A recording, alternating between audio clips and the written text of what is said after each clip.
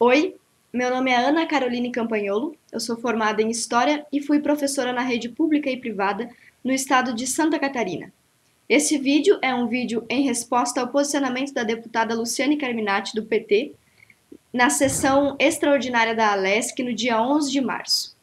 É uma resposta à resposta da deputada ao meu vídeo sobre a doutrinação marxista na educação pública.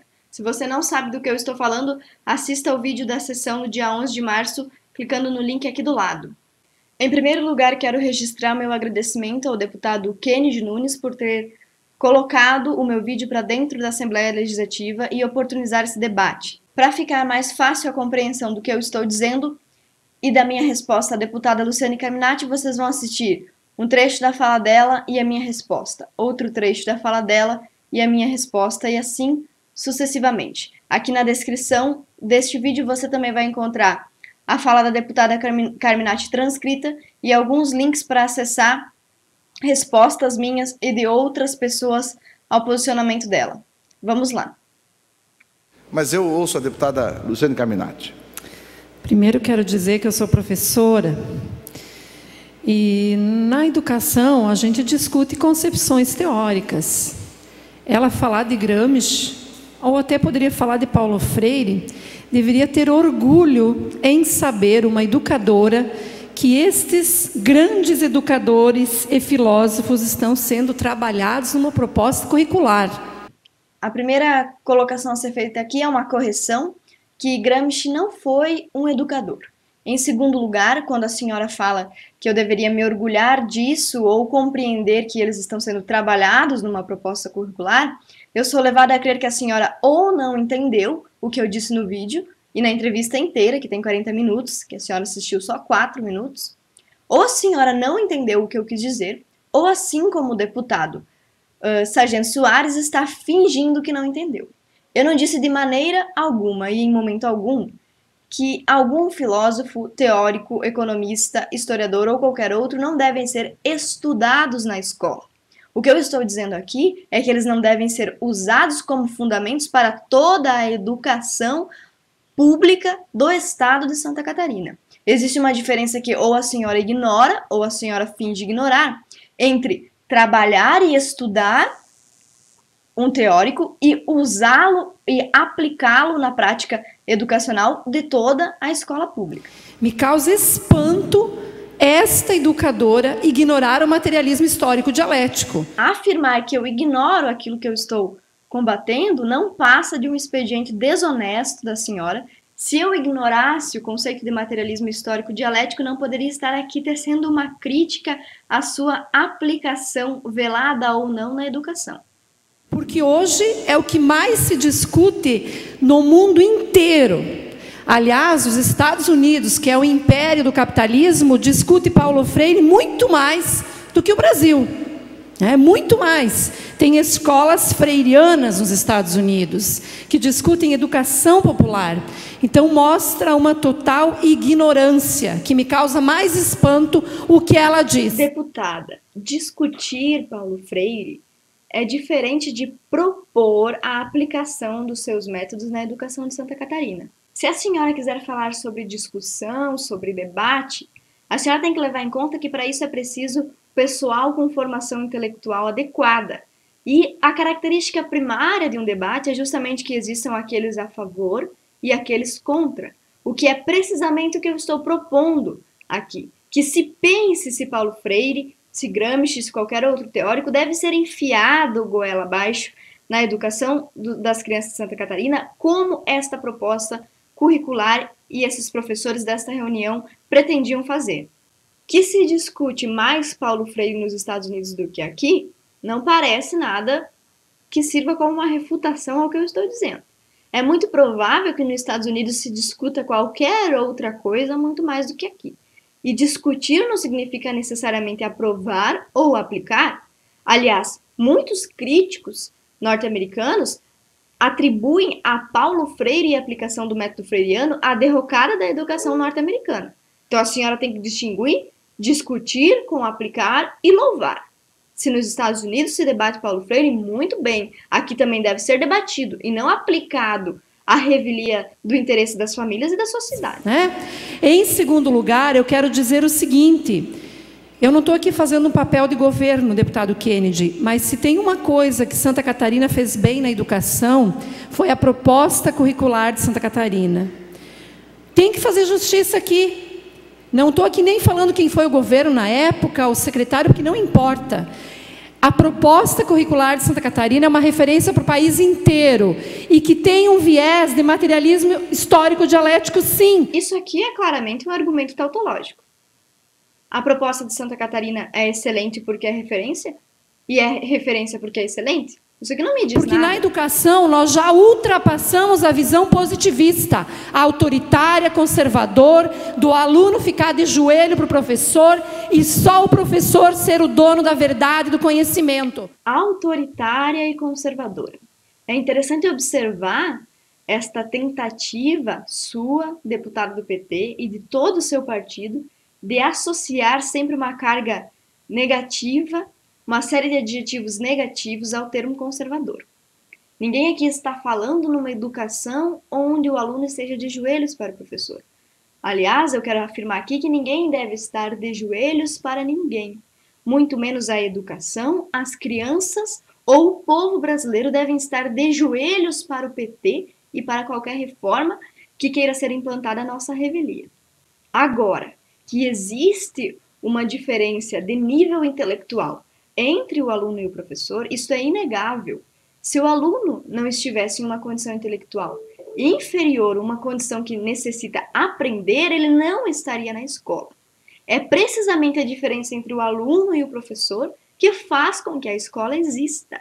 Um aluno de primeiro grau não tem a menor condição de debater Paulo Freire, de discutir essas questões que a senhora está propondo que sejam discutidas, se ele ainda não conseguiu a carga de conhecimento básico, que é o objetivo dele estar na escola.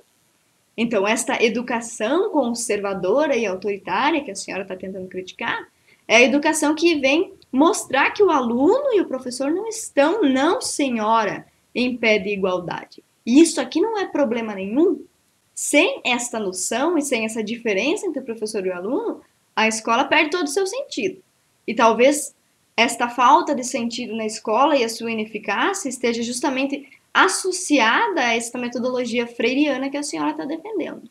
Aliás, falando em Paulo Freire e materialismo dialético, eu afirmo no vídeo sobre a reunião que eles estavam pensando numa maneira de reafirmar a implantação desse método.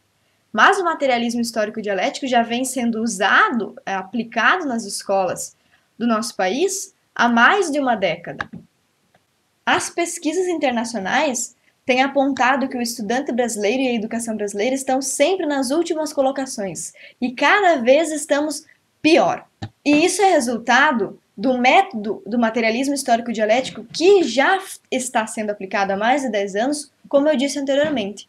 E está sendo aplicado há tanto tempo e é um método tão consagrado que chegamos ao ponto em que uma reunião é convocada para que este método seja explicado e imposto sem escrúpulo nenhum para os professores da rede pública. Porque nós não estávamos lá discutindo, embora leve o nome de proposta, esse método, como eu mencionei no vídeo, está sendo trabalhado desde 1986.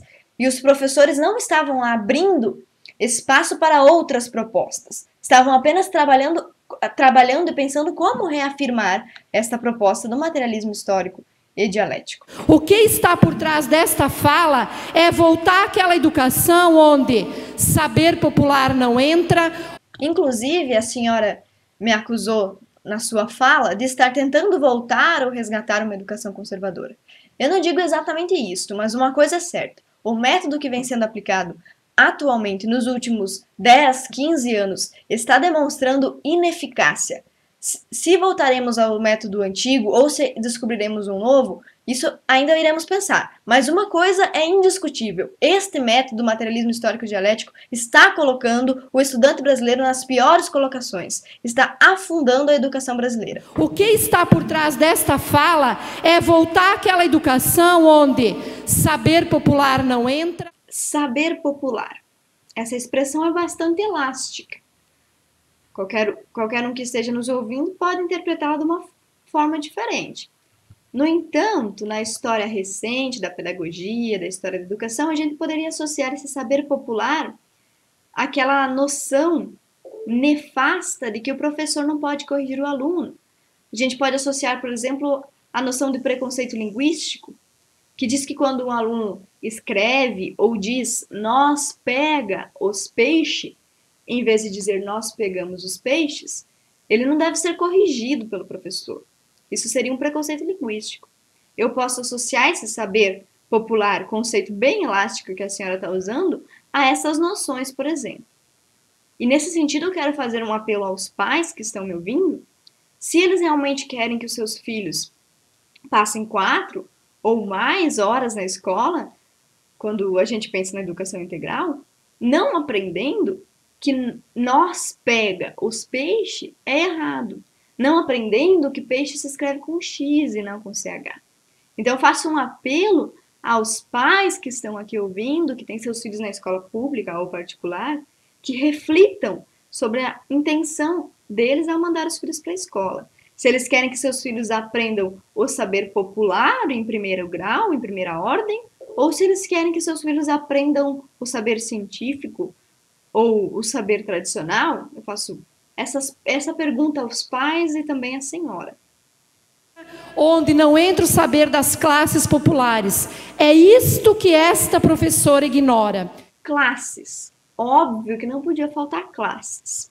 É incrível como todo petista, como todo esquerdista coloca a classe ou a luta de classes no meio de absolutamente tudo. A senhora agora vai querer nos convencer que o saber e o conhecimento também estão numa luta de classes. Uma luta de classes entre o saber popular e o saber científico.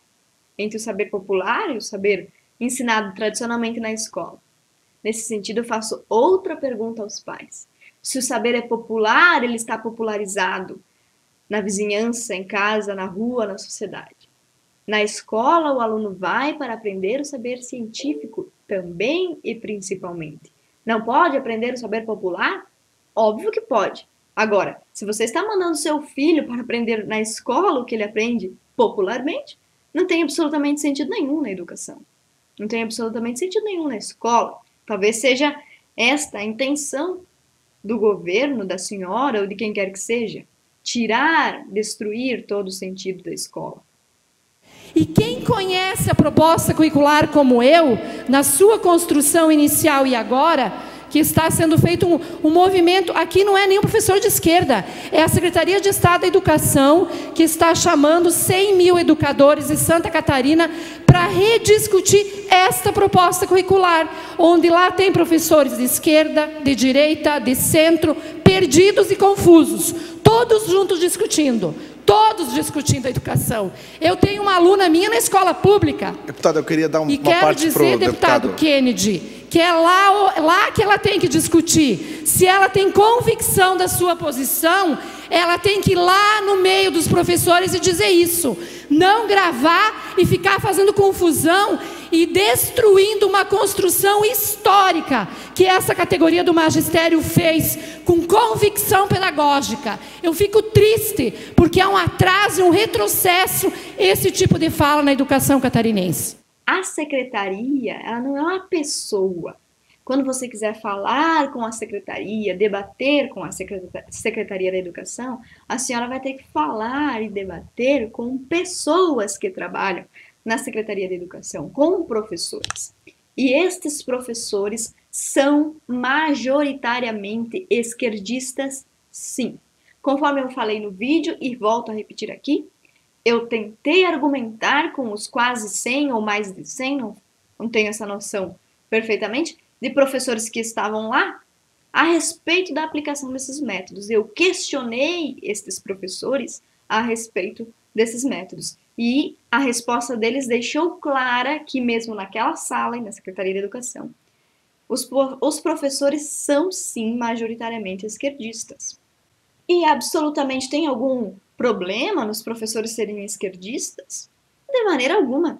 Eu acredito que todo professor tem direito de ter sua posição política. De forma alguma estou dizendo que os professores esquerdistas não podem dar aula, muito menos que os professores de direita não podem dar aula. todos os professores que estiverem habilitados com formação específica, com a formação adequada, devem ter direito a dar aula. A questão aqui é aplicar esses posicionamentos políticos e ideológicos na educação e goela abaixo. E o mais importante aqui, a revelia do interesse das famílias. Como eu disse nesse vídeo, os educadores que estavam lá foram claros sobre o interesse deles em eliminar a participação dos pais da educação das crianças. E outra vez eu faço um apelo aqui aos pais. Prestem atenção nos seus filhos, prestem atenção no que eles estão estudando, prestem atenção no que eles estão aprendendo. Confira o material do seu filho quando ele chegar em casa, olhe o caderno, converse com seu filho, pergunte sobre a escola, pergunte sobre a educação que ele está recebendo. Não abandone o seu filho na mão de professor nenhum. O professor está aqui para transmitir conhecimento. Não deixe a educação do seu filho, não deixe toda a vida do seu filho na mão de outro. Tome para você esta responsabilidade. E aproveitando esse momento, eu vou dar um exemplo para você, pai, que está me escutando. Uma mãe, essa história está registrada no site Escola Sem Partido. Uma mãe resolveu olhar o caderno da filha. Quando ela estava olhando o conteúdo passado na escola, esta mãe observou que os professores estavam atribuindo uma carga negativa de adjetivos ao empresário. Esta mãe, que é empresária, pegou no caderno da filha um texto que dizia que todo empresário lesa, demite, rouba, que todo empresário faz uma série de atitudes negativas, criminosas, de atitudes imorais. Então você imagina o seu filho indo para a escola, aprender que você, na sua profissão de empresário ou qualquer outra, está aprendendo que você rouba, que você lesa, que você não é uma pessoa de bom caráter, isso em virtude da sua classe social ou em virtude da luta de classes. Eu estou usando esse exemplo, vou colocar esse link aqui embaixo, vou colocar o caso dela aqui para vocês verem, e peguem o exemplo dessa senhora e passem a se sentirem motivados a observarem o que seus filhos estão aprendendo na escola.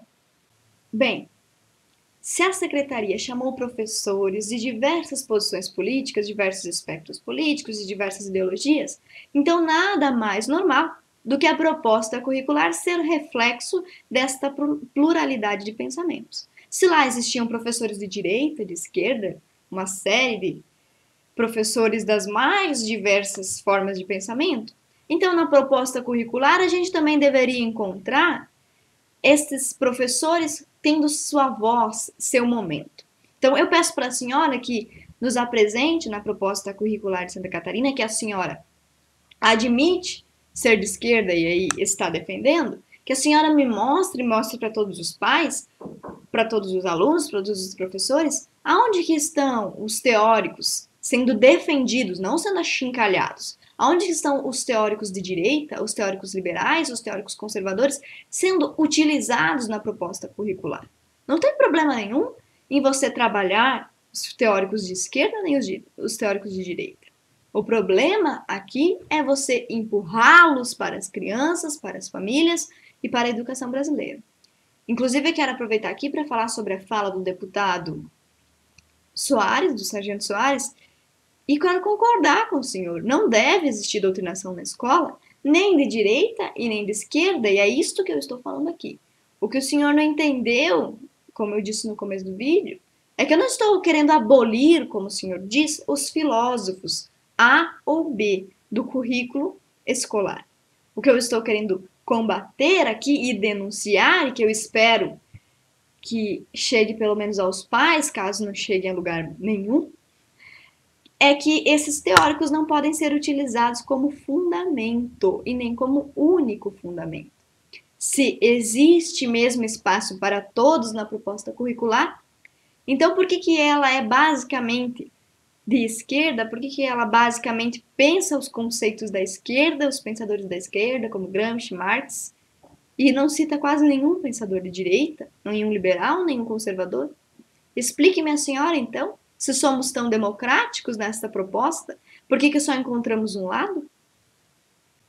Para finalizar, Se a senhora não viu ou não ouviu a entrevista na íntegra, esta que eu fiz para o canal do Kim Kataguiri, então a senhora faça isso e a senhora vai ver que eu estava lá, que eu tentei conversar com os professores que estavam lá, que eu perguntei, de forma retórica ou não, se a educação ia ser esquerdista, que eu questionei esses princípios, esses fundamentos. Só que, como eu estou dizendo, há muito tempo, a maioria deles eram esquerdistas. Aliás, não consigo me lembrar de mais ninguém, além de mim e de uma outra colega professora, que não concordassem com aquilo, tá? Então, eu não fiz este vídeo, como a senhora pode estar pensando, para criar polêmica, mas estou imensamente satisfeita por ele ter chegado até a Assembleia. Estou também satisfeita por ele ter chegado onde chegou, por ter chegado às famílias brasileiras. Eu não estou aqui para criar uma polêmica, eu não fiz o vídeo com esta finalidade. Se a senhora assistiu o vídeo na íntegra, com 40 minutos, eu apenas estava falando sobre a minha experiência pessoal de forma informal, em um canal também informal. Tá? Agora, se isso chegou a esse nível, se os pais estão preocupados com o que eu disse, eu estou imensamente satisfeita com o resultado do meu trabalho, que de certa forma não foi com esse objetivo, o objetivo de chegar tão longe, mas que eu espero agora que chegue muito mais longe, principalmente agora que eu vi a senhora ficar neste estado, emocionalmente alterada, a senhora ficar tão nervosa com a simples denúncia de algo que está acontecendo na educação. Então eu quero terminar esse vídeo dizendo que está feita a réplica e a tréplica, que se a senhora quiser responder ou não, fique à vontade. Nós estamos em março de 2014. Nesse ano teremos eleições. Eu não estou pedindo que você confie no que eu estou falando. Eu faço um apelo a todo brasileiro preocupado com a educação e o futuro desse país que pesquise essas informações que eu passei aqui. Porque o fracasso da educação brasileira é uma consequência das medidas adotadas pelo PT. Se você quiser entrar em contato comigo, você que está me ouvindo, você pode acessar meu Facebook aqui no link ou nos links que estão na descrição deste vídeo. E aos pais eu deixo esse aviso, deixo esse recado. Eu, como professora, quero falar que eu tenho o maior carinho pelos alunos que forem a mim devotados. Se você for pai e eu lecionei para o seu filho, eu quero dizer que eu fico feliz com esta confiança, mas eu quero fazer um apelo aos pais, que não confiem nos professores nesta medida, de abandonarem seus filhos completamente e de deixarem toda a educação, toda a criação, toda a formação do pensamento e da opinião dos seus filhos na mão de outros, tá? Embora a gente goste muito do seu filho, embora existam professores bem intencionados, como em todas as categorias existem profissionais irresponsáveis, existem profissionais que vão colocar na cabeça do seu filho, independente e contrariamente aos interesses dos pais, pensamentos que vão formar um cidadão de forma X ou de forma Y. Cuide do seu filho, preste atenção nele. As crianças não são só o futuro do nosso país, elas são também o presente do nosso país. A gente tem que se preocupar com as crianças agora. É agora, não deixe para depois. Se você não olhou o caderno do seu filho hoje, faça isso imediatamente. Converse com ele. Fique próximo dos seus filhos. Por favor, eu como profissional da educação estou pedindo para você. Não deixe a escola usurpar o lugar da família. Não deixe a escola tomar seu filho de você. Não deixe a escola colocar seu filho contra você. Vamos defender a família, vamos defender os nossos interesses individuais, ok? Pense no seu filho, pense no futuro do país. Cuide das crianças que você gerou, que você está criando. Obrigada por terem confiado em mim por mais esses minutos. E encerro a minha participação a respeito desta polêmica da Assembleia Legislativa com esse vídeo. Entre em contato comigo por outros meios, se assim desejarem. E um beijo.